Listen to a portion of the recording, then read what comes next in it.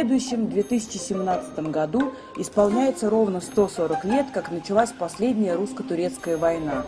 Вооруженный конфликт между Российской империей и союзными ей балканскими государствами с одной стороны и Османской империей с другой. Эта война была вызвана подъемом национального самосознания на Балканах. Жестокость, с которой было подавлено апрельское восстание в Болгарии, вызвала в России сочувствие к положению христиан, находившихся под гнетом Османской империи. Попытки мирными средствами улучшить положение христиан были сорваны упорным нежеланием турок идти на уступки Европе. И в апреле 1877 года Россия объявила Турции войну. В ходе последующих боевых действий русской армии удалось, используя пассивность турок, провести успешное форсирование Дуная, захватить Шипкинский перевал и после 5-месячной осады принудить лучшую турецкую армию Осман-Паши к капитуляции в Плевне. Тук е къщата, където е върната сабята на Осман Паша, лично от императора Александър II.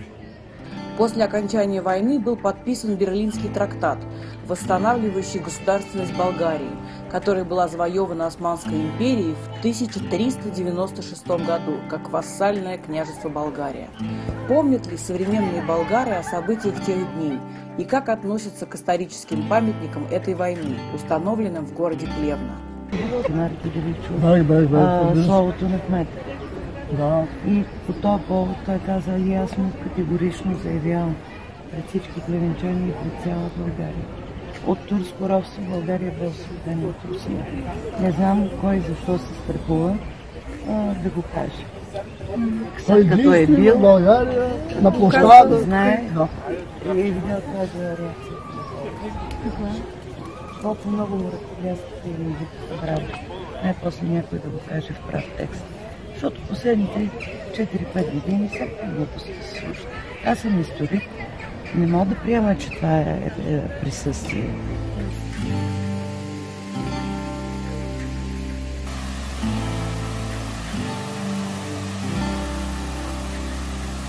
Как се отнасят плевенчани, местните жители към историята и руските паметници, които тук са на голямо множество, ако не се лъжа, повече от 100 паметника, монументи и плочи? На територията на област Плевен има 144 паметника от руско-турската война. Една част от тях са изработени в Русия със средства от близките на загиналите руски войни, но за чест на плевенчани и на българите останалата част са изградени с средства на самите българи. Няма плевенчанин, който да не е закърмен, който да не е проходил в парковете на тези паметници. В къщата музей Цар Освободител, в Мавзолея, Скобелевия парк, където се намират десетки братски могили. За съжаление, след 1989 година, годините на демокрацията, знаете и тежката икономическа криза, в която бяхме изпаднали, все по-малко средства имаме възможност да отделяме за поддържането на тези паметници. Въпросът не е в липсата на желание, а въпросът е в липсата на средства и често със собствени сили, със собствен труд се опитваме да поддържаме едно прилично ниво. Но истината е тази, че има няколко паметника, които наистина се нуждаят от много спешен ремонт. Настоящия кмет завари готови бюджета за тази година и бюджета е много малък и не знам как бихме могли да се справим. А тези паметници, те се възстановяват от регионалния бюджет или от Министерството на културата? Министерство на културата. Всичко от бюджета на общините. Между впрочем, така и по закон. Состояние военных памятников в городе Плевна таково, что складывается впечатление, что современная Болгария слабо осведомлена о событиях тех далеких дней, либо вообще предпочитает забыть о них, сосредотачиваясь на политических проблемах современного мира. Бихте ли казали какво значение имат за вас тези паметници, които са свързани с освобождението на България от руско-турската война? За нас лично имат много голямо значение. Израснали сме с тези паметници в град Плевен. Посещаваме ги винаги, когато имаме възможност и се опитваме да предадем на нашите наследници това, което сме получили ние от нашите родители. Да запомнат кой ни освободи от турско робство, как са ни помогнали руските войници и винаги, когато можем, посещаваме всички паметници в Плевен, както в Панорамата, така и в парка Елъка, в центъра на Плевен също. И сме доволни, че ги има все още. Взимай пешката пътира. Това е грош майстор, международен майстор. Почти. Така, шак, план. Свързан с руските паметници, какво значение имат? Имат ли паметниците тук в Плевен? Руските паметници, в какво състояние са? И как се отнасят българите към паметниците? Тук няма, те ги свалива. Но няма руски паметници. Какво няма вече? Това не е паметник. Ние в горния градник си ги спазваме. Има ли нека? Има ли нека? 140. Без тия руски паметници нямаше да има България. Това да знаете. Който е срещу Русия, там дет няма Русия, няма Прокопия. Няма ли Русия, няма Прокопия. Там дето русняка стъпил се добро направо. Американеца си не проблема. Това на нас не стига само турското робство. А и сега в историята, в учебниците пише, че ние сме нямали робство, а сме си пиели кафето заедно. Кой? С турците. И такова нещо е. Те са добър народ, ама... Добре, че българите си седели 500 години по турско, защото сега да няма един българ, ако не е било турско. Да сме се изяли един друг. Голяма мисъл. И затова аз към турците, към турци, към цигани нямам никога въщия. Цигани, българи, турци, това всичко е дадено от Бога и трябва да се разбират да живеят. А как е вашето име? Как е вашето име? Ами, Димитър се казва. Добре, благодаря ви много, всичко добро. Давайте на хората така да виждат. Ние не сме партия, ние сме... Това не е зависим. Колко руснаци изби Сталин, кажи. Колко той избил? Кажи. Като му преча. Не знаеш какво правиш. Колко избиха у Белене? Нашите Белене колко... То трябва да правим руснаци с българи. Не бе, защото той пита, нали, ма не знае за руснаците. Дошъл за руснаците, па не знае колко. 20 милиона избил. Сталина казал така. Ние журналистите нямаме мнение, ние питаме вас. Мога да нямаш мнение. Щом си дошъл да снимаш, ще имаш мнение. Не, поне си близко до истина. Какво е истина? Той ще каже едно, аз друго, той трети, четвърти. Истината е била преди 150 години. Какви са времената? С годините народа да не страда, народа да не страда. Истината е тая. Деца загинали толкова с русняци тук за това парче земя. Да дадат на българите. Да го дадат на българите. Значи и ние ги нямаме, ги не тачи майната. Не заслужава. Всичко политик. Политик. Това не е политик. Това е глумотия. В городе Плевна есть парк, носящий имя одного из ярких героев русско-турецкой войны, генерала Михаила Скобелева. Собственно, он и считается освободителем Болгарии. В историю он вошел с прозванием «Белый генерал». Бытует мнение, что болгарский народ считает его национальным героем. Но так ли это на самом деле? В парке сейчас царит запустение. Дорожки и памятники заросли травой. Доступ к братским могилам ограничен. Лавочки сломаны. Сам парк сильно замусорен.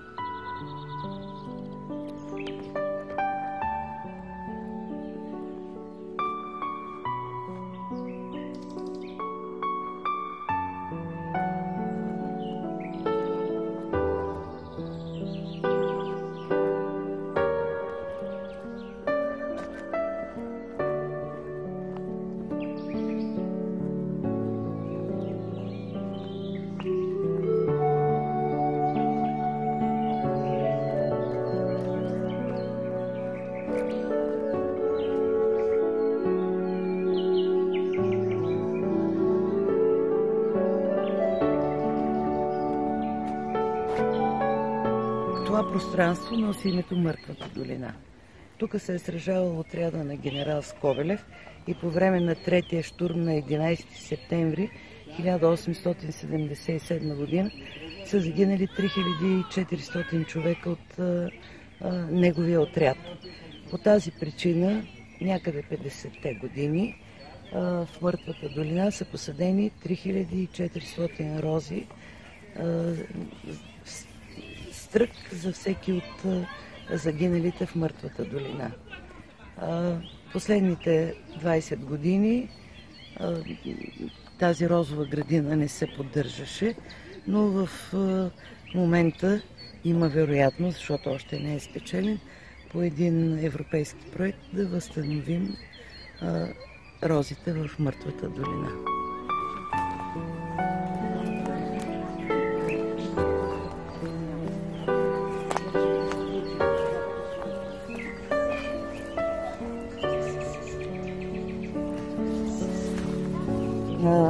На мястото, където се е водила най-ожесточената битка по време на 5-месечните боеве за освобождението на Плевен. Руската армия има 2 щурма,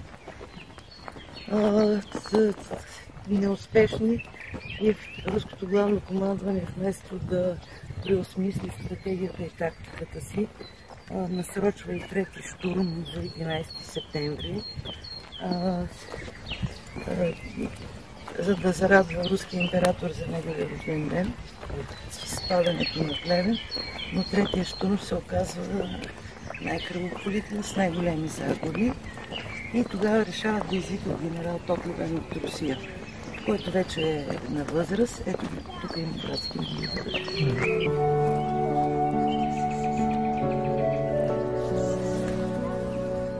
От тези дивите цветенца, сигурно вчера, защото вече се обмехнали.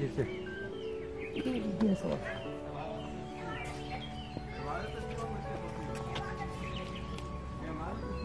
Как мислите, според вас, добре ли са поддържани руските паметници тук, в Плевен? Ами, може и по-добре.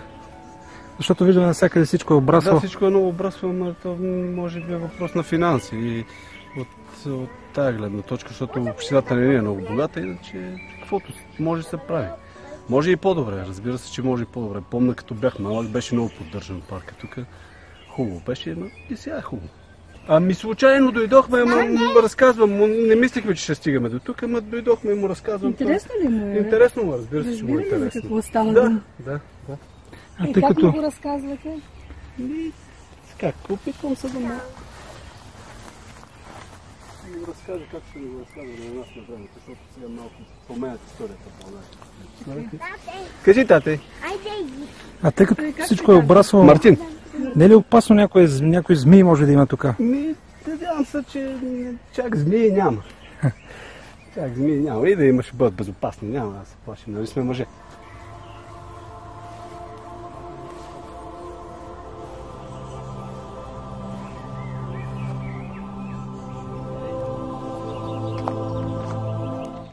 Пейките ги няма. Така се седа тук.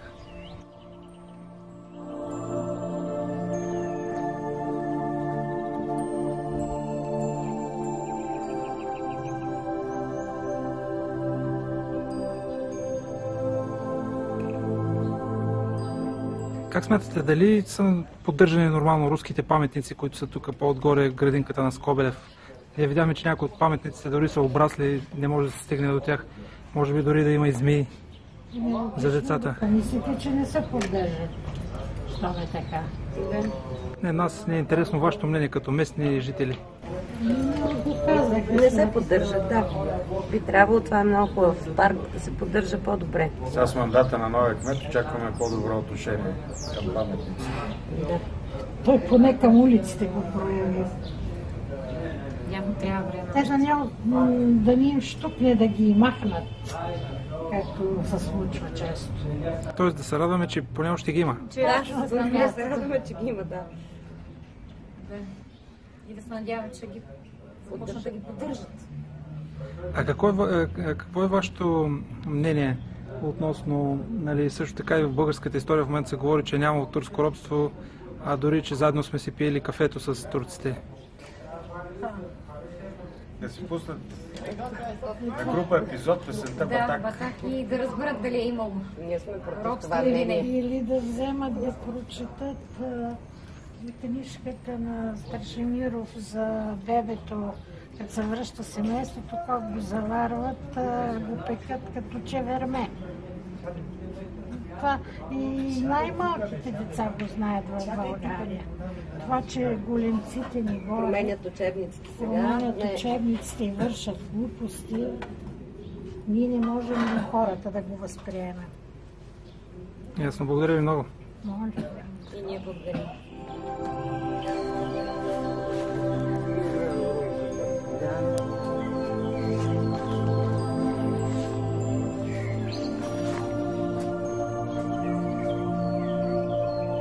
Прощайте, бихте ли казали какво е вашето мнение тук относно паметниците, как са поддържани в Плевен? Също виждаме, че навсякъде има аерографика или как се нарича това? Това не ми харесва. Не ми харесва да виждам по паметниците рисуване с прелое. Това е много, много грубо. Бихте ли казали, тук що се разходихме по градинката на Скобелев, видяхме, че много от паметниците, достъпът до тях е занамарен, обрасли са в трева. Осветлението, кружките, няма кружки. Много зле. Преди години всичко се поддържаше чисто, отстрани не даваха да се стъпва, обаче сега зле много. А защо е така? На какво е свързано това? Имате ли някакво обяснение? Общината сигурно не иска да вземе мерки. На повечето паметници е написано от признател на България. Сякаш след освобождението вече може би сме го забравили всичкото това нещо. Може би да. Признателност няма за това, че руснаците преди години са ни освободили. Това е истината.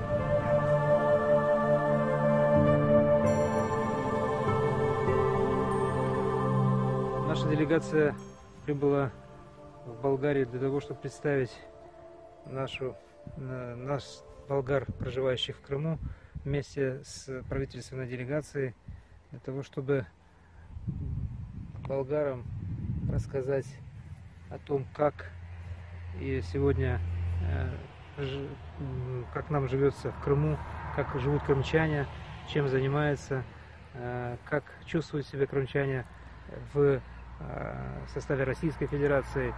И одна из наших поездок посвящена поездкам по местам, где проходили боевые действия по освобождению Болгарии от османского ига.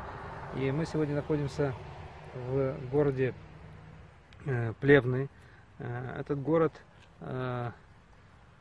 связан с многими известными российскими, русскими полководцами, которые принимали непосредственное участие по освобождению Болгарии и Плевны в том числе. И вот мы сейчас находимся возле памятника, посвященному генералу Скобелеву и его отряду, потому что они очень мужественно и героически сражались здесь, на Плевенской земле.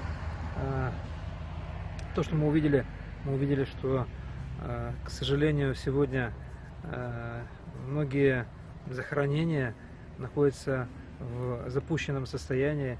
Мы увидели, что есть смысл нам, болгарам, проживающим на территории Российской Федерации, подумать о том, чтобы принять участие в восстановлении этих захоронений, привести их в надлежащий вид, потому что наше поколение обязано это сделать в знак того, что мы благодарны русским воинам за освобождение Болгарии, и в том числе в это же время наши прапрадеды переселялись в Российскую империю для того, чтобы можно было быть и дать возможность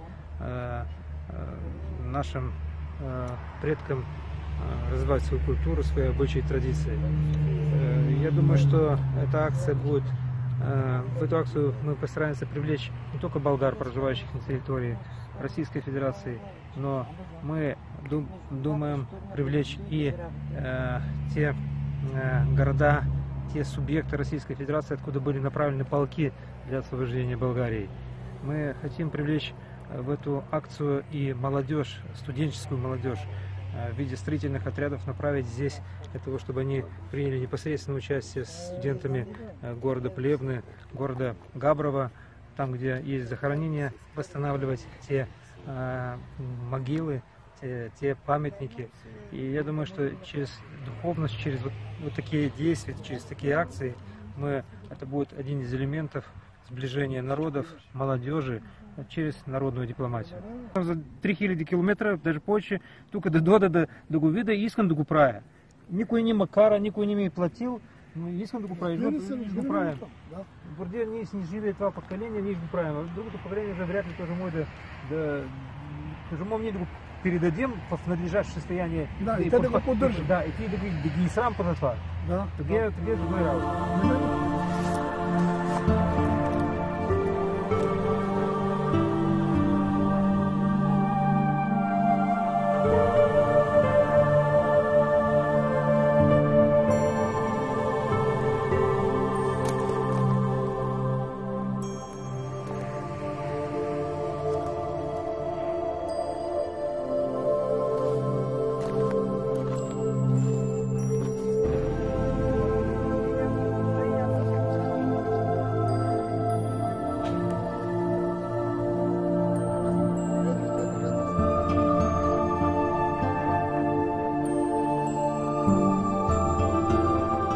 Намираме се на местото, където при воденето на битките за освобождението на град Плевен, генерал Тотлебен е използвал тази местност, за да направи бентове, които в последствие да повлечат и унищожат хараджейките, с които са се изхранвали по това време турската армия.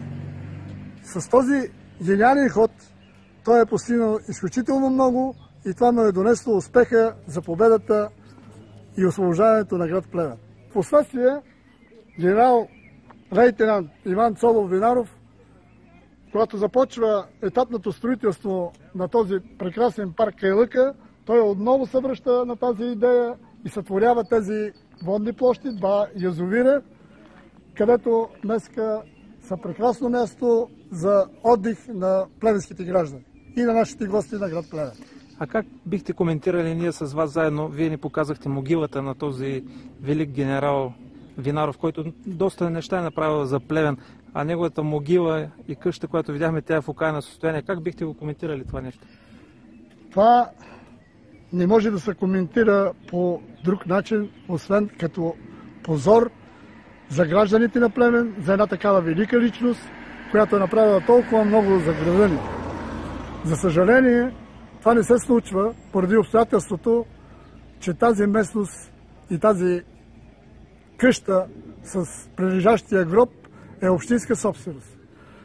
Има гражданско сдружение, което е пожелало до възстановяването на къщата и облагородяването и връщането в реалните красоти на този кът, но тъй като до момента няма разрешение, не може нищо да се прави и затова вие заварихте това окаяно положение на тази прекрасна местност от парк Кайлък.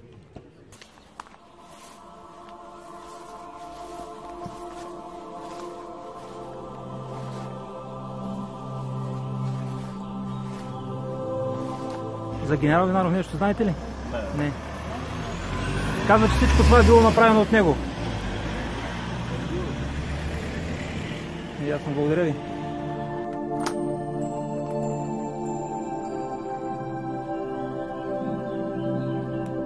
Вие казахте, че сте тук от Плевен. Тук що бяхме на гроба на генерал Винаров и го заварихме в окаяно състояние.